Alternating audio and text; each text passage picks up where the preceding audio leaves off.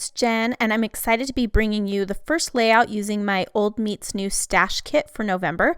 I've created a Christmas kit from old and new things in my stash. If you want to see how that kit came together, be sure to check out the Old Meets New stash kit playlist on my YouTube channel or head over to my blog and you can search for it there. And I'm using this photo of my daughter, and this photo epitomizes the spirit of Christmas to me.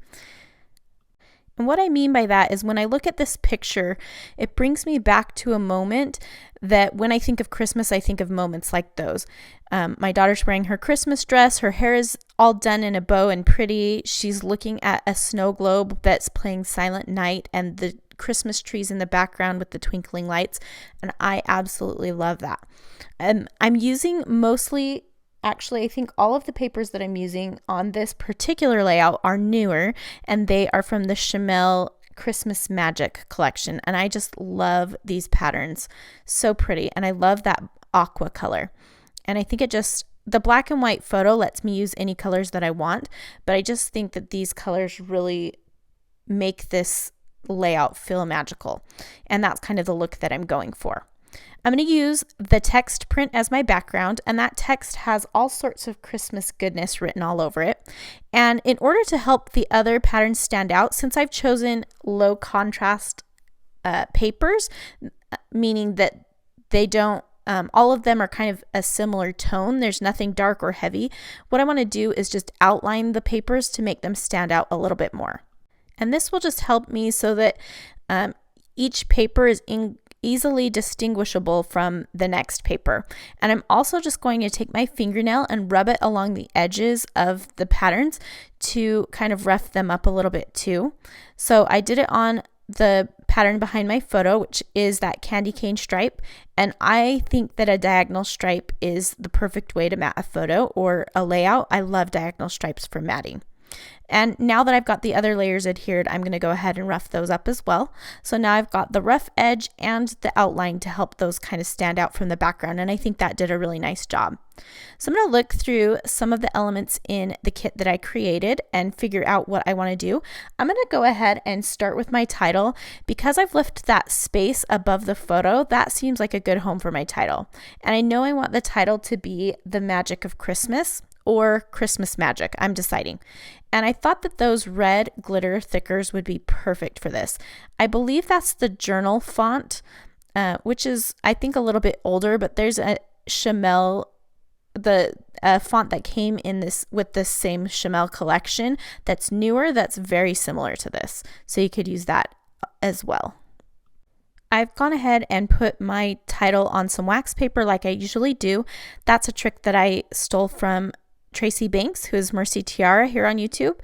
And I just like to do that so I can be indecisive. I'm looking through these basic gray tile alphabet stickers to see if I want to use those for the words the and of. But I decide that the word magic, I don't want it to be the same as the word Christmas. So what I'm going to do is just take my Pentel color brush pen in black and create my own little word here that I'm going to hand trim out. And I really like using my brush script on my layouts. If you're wanting to get into brush script, I do have a class called Intro to Brush Script that you can find on my blog at craftygenschow.com or head over to classes.craftygenschow.com. And I've really found that that's a great way to add a little bit of a personal touch.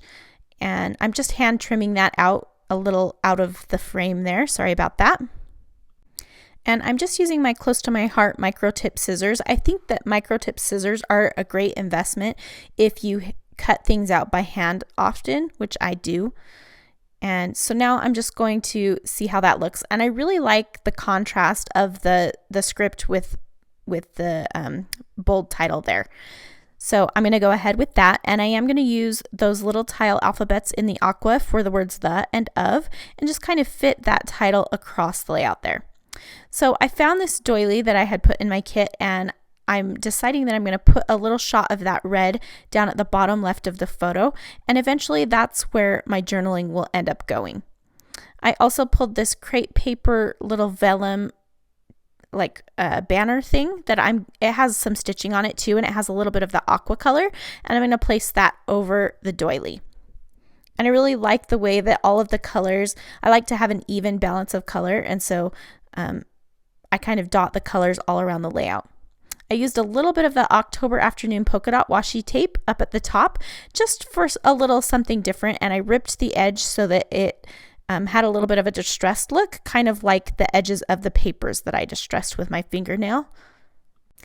With the light aqua tones and kind of the creamy colored papers, I'm feeling like silver will be a good addition to this layout. So I pulled out those rub-ons from Studio Calico that are the stars, and those will come into play a little bit later. I'm going to look through some of these basic gray die cuts, but none of them end up working. And really, in the end, this layout, I keep pretty simple embellishment wise. But I am going to look through all of my stuff because I love doing that. So these are some Felicity Jane cut apart pieces from last year's Felicity Jane December kit. And I don't believe I end up using any of these, although I did pull out a couple just in case. Oh, I did use that banner up at the top with the stripes. I do end up using that.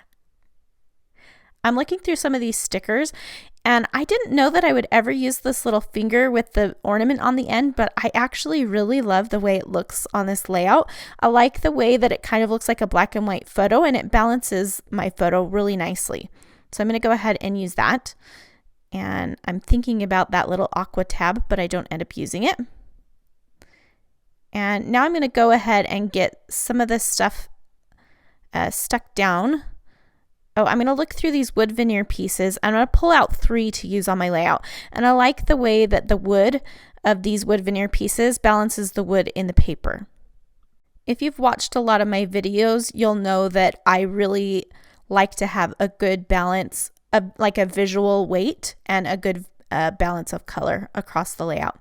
So I'm going to go ahead and stick my title down, and I'm just overlapping it over a few layers so that it I think when you overlap the layers, it really makes things feel like they belong together. And I'm going to stick the word magic up on some thin foam adhesive just so it pops up a little bit. So I'm just using some Teflon coated scissors. Again, those are from Close to My Heart, to cut my little foam tabs in pieces so they fit the word. And I like those because they're non-stick, so it works really well.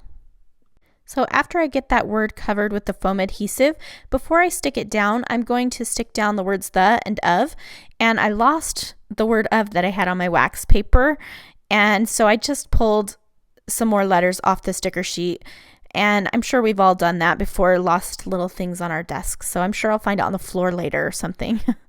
So I'm going to stick those words down first and then center the word magic in between them just so I make sure I have everything evenly spaced. I really love the way adding just a little touch of me into the title makes my layouts unique. So I encourage you to find something that's uniquely you to add to your layouts. So I'm going to go ahead and work on this top cluster now, and I felt like that red striped banner needed another little banner with it. So I'm going to cut this branding strip that's from the bottom of that text print I'm using for the background into a little dovetail and layer it up with the red piece, and then put the little finger or the hand with the pointing finger over the top of it and just create that little cluster there. So I went over to my typewriter and I typed up some journaling, and I just really quick, while I'm cutting these strips apart and laying them down, I just wanted to talk about what this layout's about and kind of give you an idea for a Christmas layout that you can create. So rather than this layout being about my daughter looking at this snow globe or whatever, I'm talking about kind of what I talked about at the beginning of this video. I just talked about how, in my eyes, this photo captures the perfect holiday moment. Malia in her Christmas dress, her hair up in a bow. She's looking at a snow globe that is playing Silent Night with the trees and lights in the background. When I think of Christmas, I think of moments just like this one. It's magic. That's what my journaling says. And so I'm journaling what Christmas means to me, kind of. And so I encourage you to create a layout that's like that. Where you're talking about what Christmas means to you rather than an actual event or something like that. Of course, I create those layouts as well, but this was kind of a fun one to create because this photo, I just absolutely love it for whatever reason. So you can see that I've zoomed in just a little bit so you can see what I'm doing with all of those journaling strips. And I realized that that doily that I had there was actually 2 doilies, so I pulled off the other layer there. And what I'm going to do is, because I've got the edge of my paper ruffled up there, it stands up a little bit, and so my journaling strips can't lay flat against it. So I'm going to lift the left-hand side of the journaling strip with some foam squares, and then the right-hand side I'll just adhere directly to the photo. And I like the way that this looks layered over the doily and the photo. It kind of brings the two together. So you'll notice as I'm laying down these journaling strips that I am making the ends of, like where the journaling strip ends, it is going back and bouncing back and forth so that they're not all on the right or all on the left, so that it's kind of centered a little bit, but I don't know, just it's got this bouncing effect. It's a little bit varied, and that just makes it easier so that you don't have to line everything up. So while I'm adhering these strips down, I just wanted to mention that Irit Landgraf and I have a new class coming out on November 17th. And this Saturday on our YouTube channels, we are answering some questions that we've kind of asked ourselves about the class, just to kind of let you know what it's going to be all about. So if you don't subscribe already, be sure to click that subscribe button so that you can have my videos in your feed so that you'll know when that comes up. And also head over to Irit's channel. She's just Irit Landgraf here on YouTube, so that you can stay in the know about that. So I'm just adhering those last few strips, and I started at the top so that I could make sure to leave a little bit of room at the bottom for that vellum banner. And there's just enough room for me to layer that over, and I really like the way that looks. I'm going to zoom back out now and finish up the layout here. Now I've kind of created 3 clusters of embellishment, one with the journaling, one with the title, and then the one at the top left. So I'm going to put one little wood veneer phrase with each one. And I'm going to use 25, joy, and peace. And I'm actually going to cut off the little speech bubble tail thingies so that they're just shapes, but the edges of wood shapes are usually kind of burned because I think they cut them with a laser. And so it left this weird not burned area. And so I just inked the edge with a little bit of walnut stain distress ink. Now I don't want the words popping behind the open spaces in those titles, so I'm going to back them with some paper. I thought about red and I thought about black, but I wanted it to be a little bit more subtle, so I just backed them with some of the white cardstock that I used for the journaling and for writing the word magic. And I'm just gluing those down with some Scotch Quick Dry adhesive, and then I'm going to trim around them. And that just lets those words shine without them being distracting in any way. So it kind of looks like it's peeking through to the background, but you don't get the text that kind of messes with your eyes, if that makes sense. So I'm going to pop all of these up on some foam adhesive. And like I said, I'm going to put one with each cluster, and I'm overlapping something anywhere it's possible. So the joy overlaps the vellum and the doily, and then the piece overlaps the string on the ornament, and then the 25 overlaps that little piece of washi tape. And now I'm going to put down some of these silver rub-ons. Now this is a really subtle look, but when I'm going to show you some close-ups at the end where you can really see how these kind of shimmer on the layout. And it's a really subtle addition, but it adds a lot of sparkle and magic to the layout, I think.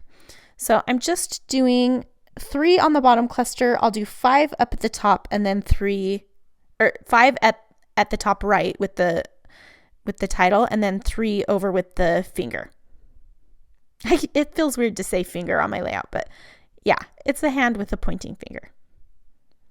So just getting the rest of those stuck down. And I cut them apart from the large sheet because they rub on really easily and I don't want to mess anything up. And I'm just using a rub-on tool that I've had, I don't know, forever, that I got from an old pack of rub-ons.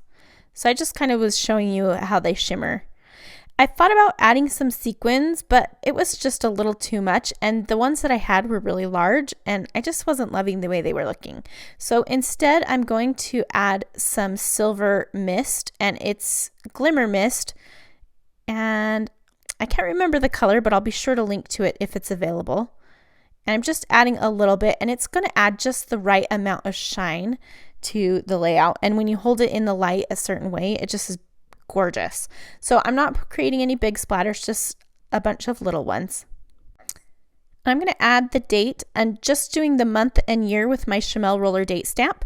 I'm not in a country where we do day, then month, then year, but I like this roller stamp because I often just do the month and year, and it's perfect because they're right next to each other. So I'm using some staples, and I'm just going to give you some close-ups of some of these clusters, and I really want to show you how those rub-ons and the mist, just giving a little bit of a closer look. And there you can see the staples on the right of the photo. And here I'm just showing you a little bit of the glimmery goodness, and you can see how the roughed up edge looks. So that's just using my fingernail, and it gives just a little bit of dimension and texture. I'm still trying to figure out my camera and how to get it to focus on things, so I apologize in advance for that. But I really like the way that this layout turned out, and I think it just has a really magical quality, which is exactly what I was going for. Well, that is going to complete this layout. Stay tuned for some still photos, and be sure to head over to my blog at CraftyJenSchow.com, where you can find links to all of the available products as well as much more information. And be sure to check out the playlist called Stash Kits Old Meets New to see other layouts that I've used with my stash. Thanks so much for watching, and we'll talk to you soon.